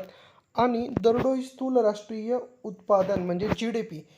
जन्माच्या वेळेचे अपेक्षित आयुर्मान, प्रौढ साक्षरता दर आणि GDP ह्या 3 गोष्टी ह्युमन डेव्हलपमेंट इंडेक्समध्ये येतात. आणि याचे जे जनक आहेत ते मेहबूब उल हक आणि अमर्त्य सेन यांना ह्युमन डेव्हलपमेंट इंडेक्सचे जे आहेत ते जनक असे म्हटले जाते. तर मेहबूब उल हक जे होते ते आहेत ते पाकिस्तानचे आहेत. त्यासाठी त्यांना संयुक्त नोबेल पुरस्कार देखील भेटलेला आहे. आता औद्योगिक धोरण आणि औद्योगिक धोरणाच्या आपल्याला या ठिकाणी जोड्या लावायला सांगितलेलं आहे. तर याचं उत्तर आहे ऑप्शन क्रमांक 62चा. तर ऑप्शन क्रमांक 3 राईट उत्तर आहे याचं. जे दुसरे औद्योगिक धोरण आहे ते 1956चं आहे. दुसरे औद्योगिक धोरण जे आहेत 1956चे आहेत. मक्तेदारी व्यापार प्रतिबंध कायदा तो जो आहे तो 1969चा आहे. परकीय चलन नियंत्रण कायदा 1973चा आहे. नवे औद्योगिक धोरण जे आहे ते 1991चं आहे. परत एकदा सांगतो, दुसरे औद्योगिक धोरण जे आहेत ते 1956चं आहे. आणि फर्स्ट जे आहे ते 1949 पहिले औद्योगिक धोरण आहे, ते लक्षात ठेवा. दुसरे औद्योगिक धोरण जे आहे ते 1956. मक्तेदारी व्यापार प्रतिबंध कायदा 1960 69. परकीय चलन नियंत्रण कायदा तो आहे 1973 आणि नवे औद्योगिक धोरण 1991. ही गोष्ट लक्षात ठेवा. हा खूप जास्त महत्त्वपूर्ण प्रश्न आहे, व्हेरी इम्पॉर्टंट क्वेश्चन. तर हा क्वेश्चन इंग्लिशमध्ये बघू कारण जास्त समजतं आपल्याला. इंग्लिशमध्येच हा जो प्रश्न आहे तो लक्षात ठेवा. सेकंड इंडस्ट्रियल पॉलिसी जे आहे ते रिझोल्युशन जे आहे 1956 आन्सर आहे. त्यानंतरून MRTP कायदा MRTP ॲक्ट 1969. त्यानंतरून MRTP ॲक्ट बघितला आपण 1969. त्याच्यानंतर फेरा ॲक्ट 1973. फेरा ॲक्ट. New industrial policy 1991. तर याच्यामध्ये एक गोष्ट तुम्हाला डेफिनेटली माहिती पाहिजे, नवीन औद्योगिक धोरण जे आहे 1991चं आहे, हे माहिती पाहिजे. त्याच्यानंतर सेकंड इंडस्ट्रियल पॉलिसी रिझोल्युशन जो आहे तो 1956चा आहे. फर्स्ट मी तुम्हाला सांगितलं तो 1949चा आहे. ओके. तर आता जो MRTP आहे MRTP तो 1969चा, हा कन्फ्युजन आहे. आणि फेरा जो आहे तो 1970चा आहे. फेरा 1973, MRTP 1969 हे लक्षात ठेवा. सेकंड इंडस्ट्रियल रेव्होल्युशन 1956 आणि न्यू इंडस्ट्रियल पॉलिसी 1991, नवे औद्योगिक धोरण 1991. तर ह्या ज्या जोड्या आहेत त्या तुम्ही लक्षात ठेवा. आता खालील कोणत्या उद्योगात 2010-11 मध्ये सर्वाधिक प्रत्यक्ष विदेशी गुंतवणूक झाली? तर असा कोणता उद्योग होता ज्याच्यात 2010-11 मध्ये सर्वाधिक प्रत्यक्ष विदेशी गुंतवणूक झाली? फॉरेन डायरेक्ट इन्व्हेस्टमेंट कोणत्या उद्योगामध्ये झाली? तर सर्वात जास्त जे आहे प्रत्यक्ष गुंतवणूक ही मशिनरी आणि यंत्र उद्योग म्हणजे मशिनरी अँड इक्विपमेंट इंडस्ट्री, याच्यामध्ये सगळ्यात जास्त फॉरेन डायरेक्ट इन्व्हेस्टमेंट जे आहे ते झालेलं होतं. आता पुढचा प्रश्न, नवीन वित्तीय धोरण पुढीलपैकी कोणत्या बाबीवर भर देण्यात आलेला आहे? कर रचना व कराच्या कायद्यात जे आहे सुलभीकरण करणे, बरोबर आहे. कर प्रशासनात सुधारणा करणे, हे देखील आहे. साधन सामुग्रीचे वितरण व कर प्रणालींचे समान महत्त्व, हे देखील बरोबर आहे. आणि खर्च नियंत्रित करणारी नवीन प्रभावी पद्धत अवलंबणे, हे देखील आहे. In the new fiscal policy emphasis has been given on which of the following aspects? To simplify tax structure and tax laws, बरोबर आहे. To improve tax administration, बरोबर आहे. Equal weightage given to resource allocation and taxation, हे पण बरोबर आहे. आणि fresh initiative to strengthen method of expenditure control. तर वरीलपैकी जे आहेत all the above are correct. वरीलपैकी सर्व जे आहे ते बरोबर आहे. आता 65, जनरल अँटी अव्हॉइडन्स रूल म्हणजे GAAR, general anti avoidance group general anti avoidance rule च्या सुधारित तरतुदी भारतात केव्हापासून लागू होतील? तर त्या केव्हापासून लागू होतील हा प्रश्न आलेला होता. तर 1 एप्रिल 2016 पासून जनरल अँटी अव्हॉइडन्स रूल गारच्या सुधारित तरतुदी भारतामध्ये लागू झालेल्या होत्या. आपलं लागू होतील असं त्या ठिकाणी क्वेश्चन्स होता 2013 मध्ये. 1950 ते 51 ते 2010 ते 11 या कालावधीत प्राथमिक क्षेत्राच्या स्थूल राष्ट्रीय उत्पादनात म्हणजे प्राथमिक क्षेत्राचा GDP मध्ये वाटा किती होता? आता हा खूप जास्त इम्पॉर्टंट क्वेश्चन आहे. प्राथमिक क्षेत्राचा तेव्हापासून आत्तापर्यंत आपल्या ज्या GDP मध्ये आहे तो वाटा किती होता? तर 1950-51 मध्ये जो कृषी क्षेत्राचा वाटा होता तो होता 55.4% व तो घसरला व 2010-11 साली तो झाला 14.3%. तर आपल्याला याच्यावरती विचारतात की भारतामध्ये कृषी क्षेत्राचं जे आहे ते GDP मधील योगदान ते कसं झालेलं आहे? सातत्याने कमी झालेलं आहे. व सेवा क्षेत्राचं योगदान सातत्याने वाढलं आहे. व उद्योग क्षेत्राचं जे प्रमाण होतं ते सुरुवातीला वाढलं आणि त्यानंतरून ते आता सध्या स्थिर आहे अशी या तिघी जे क्षेत्राची आहे ती कंडिशन आहे. ते मी तुम्हाला परत एकदा सांगतो. हे बघा कृषी कृषी जे क्षेत्र आहे, कृषीचा जो ग्राफ होता तो असा होता की सुरुवातीला कृषी क्षेत्राचं उत्पादन जास्त होतं पण तो कमी झाला. त्याच्यानंतरून जो सेवा होता, सेवा सेवा क्षेत्राचा ग्राफ होता तो काय होता, सतत वाढत गेला. त्याच्यानंतरून जो उद्योग क्षेत्र आहे, तो उद्योग क्षेत्राचा जो ग्राफ आहे तो साधारण असा वाढत गेला. त्याच्यानंतरून तो सध्या आता स्थिर आहे, वाढता नंतर सध्या असा स्थिर आहे, म्हणजे त्याच्यात जास्त वाढ झालेली नाही. पण कृषी क्षेत्राचा जो वाटा आहे तो सातत्याने जो आहे तो कमी होत आहे. ही गोष्ट लक्षात ठेवा. तर किती होता तो 55.4% आणि घसरून झाला 14.3%. तर आकडा लक्षात ठेवा, 55 आणि 14. 55 आणि 14 हा आकडा खूप जास्त महत्त्वपूर्ण आहे आपल्यासाठी. आता 2009 पासून रिझर्व्ह बँकेने चलनात आणलेल्या 10 रुपयाच्या जो नाण्याचे वजन व व्यास किती होता हे आपल्याला विचारलेलं आहे. तर हा देखील फॅक्च्युअल क्वेश्चन आहे जो येण्यासारखा नव्हता कोणालाही. तो 8 ग्रॅम 28 मीटर हा त्याचा व्यास आहे. 8 ग्रॅम 28 मीटर हे त्याचं उत्तर आहे. आता आपल्याला 68वा प्रश्न. देशाच्या आर्थिक बाबीवर नियंत्रण ठेवण्याचे काम कायदे मंडळाच्या कोणत्या समितीला करावे लागते? देशाच्या आर्थिक बाबींवर नियंत्रण ठेवण्याचे काम कायदे मंडळाच्या कोणत्या समितीला जे आहे ते करावे लागते? ऑप्शन आहे लोकलेखा समिती बरोबर आहे, अंदाज समिती बरोबर आहे, सार्वजनिक उद्योग समिती जे आहे ते बरोबर आहे, की वरीलपैकी सर्व जे आहे ते बरोबर आहे. तर याचं ऑप्शन क्रमांक आहे वरीलपैकी सर्व. लोकलेखा समिती देखील बरोबर आहे, अंदाज समिती देखील बरोबर आहे आणि सार्वजनिक उद्योग समिती हे देखील बरोबर आहेत. तर हे सगळ्या ज्या समित्या आहेत ते कायदे मंडळाच्या ज्या समित्या आहेत त्या देशाच्या आर्थिक बाबींवर नियंत्रण ठेवतात. हाच प्रश्न इंग्लिशमध्ये एकदा आपण बघू.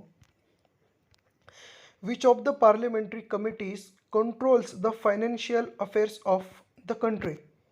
Public accounts committee, budgetary committee, public enterprise committee, all of the above? The answer is all of the above. वरीलपैकी सर्व. Public accounts committee, budgetary committee, public enterprise committee. तर खूप जास्त हा देखील इम्पॉर्टंट प्रश्न रिपीट होण्याची शक्यता आहे.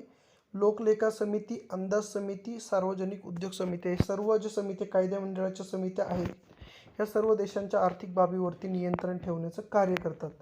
आता खालीलपैकी कोणती जोडी आहे ती चुकीची आहे पंचवार्षिक योजनाबाबतची? ती आपल्याला या ठिकाणी ओळखायला जी आहे ती लावलेली आहेत. तर पहिली पंचवार्षिक योजनेचा कालावधी बरोबर आहे. तिसरी जी पंचवार्षिक योजना आहे तिचा कालावधी जो आहे तो चुकीचा आहे. 6वीचं बरोबर आहे आणि 7वीचं. कारण पहिली पंचवार्षिक योजना 51 ते 56, कारण पहिल्या 3 योजनेला कोणत्याच प्रकारचा जो आहे तो प्रॉब्लेम आलेला नव्हता.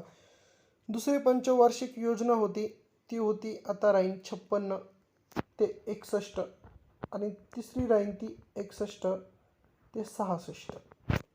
तर अशा प्रकारे पंचवार्षिक योजनेचा काळ होता. तर 61 ते 66 पाहिजे होतं, इथं आलं 66 ते 71. त्याच्यामुळे उत्तर चुकीचं आहे. त्याच्यामुळे तिसरी पंचवार्षिक योजना हे चुकीचं आहे.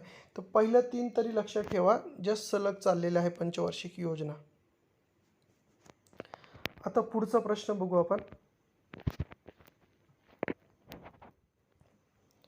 तो 2004-5 साली वर्षासाठी तेंडुलकर समितीच्या शिफारसीप्रमाणे खालीपैकी कोणती दारिद्र्य रेषा निश्चित करण्यात आली?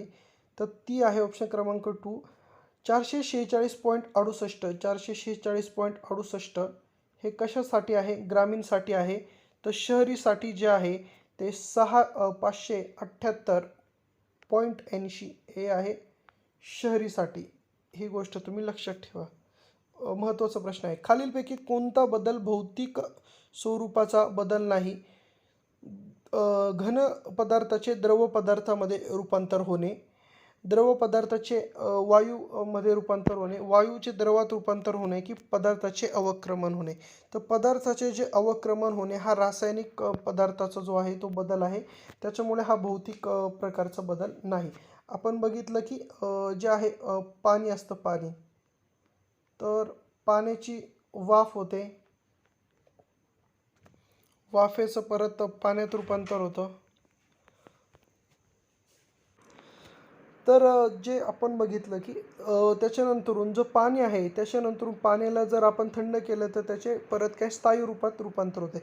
म्हणजे स्थायू पदार्थाचा द्रव बनतो, द्रवाचा जो आहे तो वायू बनतो आणि वायूचा परत जो आहे तो पाण्यामध्ये रूपांतर होतं. त्याच्यानंतरून त्याचं परत जे आहे ते स्थायूमध्ये रूपांतर होतं. तर हे सगळे बदल हे जे आहेत हे भौतिक स्वरूपाचे बदल आहे, पण मात्र जो पदार्थाचे अवक्रमण होणे हा जो आहे रासायनिक स्वरूपाचा बदल आहे. मानवी शरीरातील सर्वात लांब पेशी कोणती? तर चेतापेशी ही मानवी शरीरातील सर्वात जी आहे ती लांब पेशी आहे. आता पुढचा प्रश्न आपण बघू. अन्नपदार्थाची ऊर्जा टिंब मोजतात कॅलरीजमध्ये. तर अन्नपदार्थाची ऊर्जा जी आहे ते आपल्याला सर्वांना माहिती की आपण कॅलरीमध्ये अन्नपदार्थाची ऊर्जा ती आहे ती मोजतो. आता पुढचा प्रश्न बघू. अणुभट्टीमध्ये होणारी ऊर्जा निर्मिती टिंब यामुळे होते. तर अणुभट्टीमुळे होणारी ऊर्जा निर्मिती असते ती केंद्रीय विखंडन न्यूक्लिअर फिशन याच्यामुळे होते. हे लक्षात ठेवा की अणुभट्टीमुळे निर्माण होणारी ऊर्जा निर्मिती केंद्रीय विखंडनमुळे होते. आता हायड्रो पॉवर प्लांटमध्ये काय असतं? हायड्रो पॉवर प्लांटमध्ये काय असतं? हायड्रो जो आहे पॉवर प्लांट त्याच्यामध्ये पोटेन्शियल ऊर्जेचे रूपांतर विद्युत ऊर्जेमध्ये होते. त्यानंतर मानवी डोळ्याचा कोणता भाग आत येणाऱ्या प्रकाश किरणांना नियंत्रित करतो? तर तो आहे भाग इरिस. आता अंडे पाण्यामध्ये ठेवले असता फुगते, जर ते मिठाच्या पाण्यात ठेवले असता त्याचे अंकुचन पावते.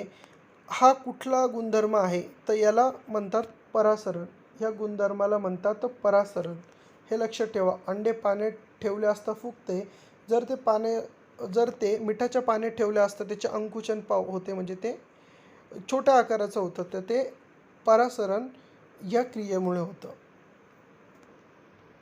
आता पुढचा प्रश्न बघू.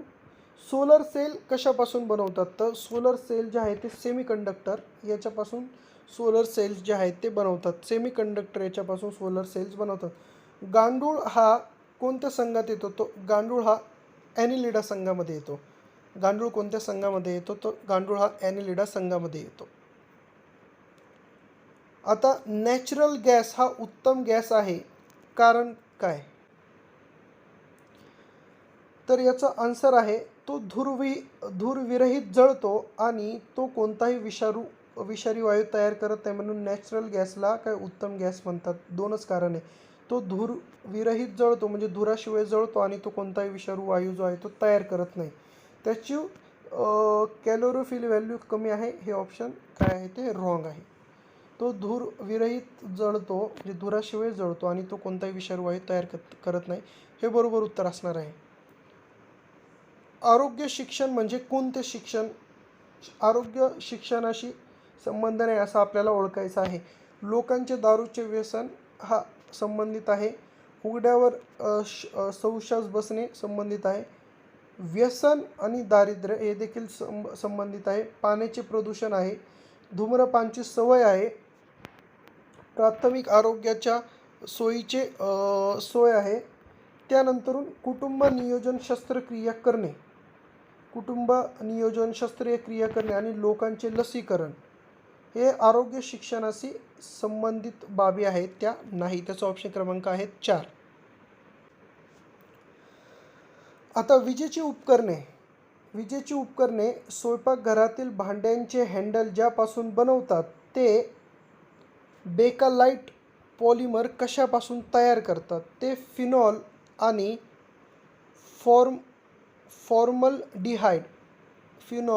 फॉर्मलडिहाइड याच्यापासून विजेची उपकरणे आणि स्वयंपाकघरातील भांड्याचे हँडल बनवतात. ते जे बेकालाइट पॉलिमर आहे ते फिनॉल आणि फॉर्मलडिहाइड यापासून ते आहे ते बनवतात.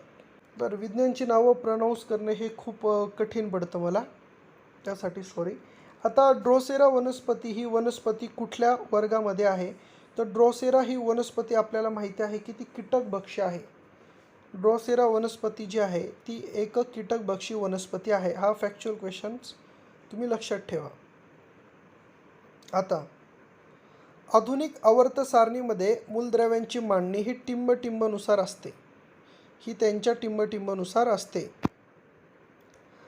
तर हे अणुअंकानुसार असते. आधुनिक आवर्त सारणीमध्ये मूलद्रव्यांची मांडणी ही त्यांच्या ॲटॉमिक नंबर म्हणजे त्यांचा जो नंबर आहे त्याच्यानुसार असते, वस्तुमानानुसार नसते. लक्षात ठेवा, मास नंबरनुसार नसते, ॲटॉमिक नंबरनुसार असते. वस्तुमानानुसार नसते, तर ॲटॉमिक नंबर जो आहे तर आधुनिक आवर्त सारणीत मूलद्रव्याची मांडणी ही अणुअंकानुसार असते. आता नेक्स्ट प्रश्न बघू. आता इलेक्ट्रिक हीटिंग एलिमेंट साधारणतः कोणत्या धातूमध्ये असतो? तो नायक्रॉन. जो नायक्रॉन धातू आहे यामध्ये इलेक्ट्रिक हीटिंग एलिमेंट असतात. तर ते कोणत्या धातूपासून बनवले जातात? कोणत्या धातूपासून बनवले जातात असं विचारले, ते आहे नायक्रॉन. तर इलेक्ट्रिक हीटिंग एलिमेंट आहे ते साधारण नायक्रॉन या धातूपासून जे आहे ते बनवले जातात. तर जे आपले GSचे टोटल क्वेश्चन्स आहे कंप्लीट झालेले आहेत. आता आपण ST आणि SOचे जे क्वेश्चन पेपर आहेत ते आता पुढील व्हिडिओमध्ये बघू.